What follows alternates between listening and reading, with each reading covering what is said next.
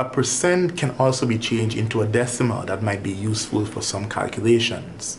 If we know that the percentage sign means out of 100, out of means divided by 100, we can simply take our percent and divide it by 100, and that would change the percent into a decimal.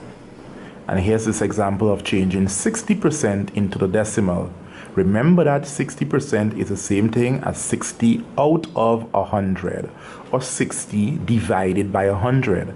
Therefore, to change 60% into a decimal, I would simply divide 60 by 100. Remember, if you're dividing by 100, you take your decimal point and you move a decimal point 2 spaces to the left. Therefore, 60 divided by 100 is simply 0.6. So to change a percent into a decimal, I simply divide by 100. Here's an example again. 1 over 4%.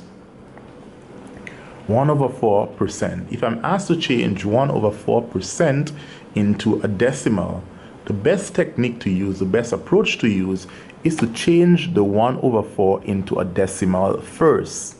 1 over 4 is the same thing as 0.25. So that's 0.25%.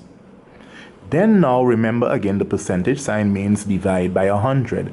Then I would divide the 0.25 divided by 100. So this means 0.25 out of 100.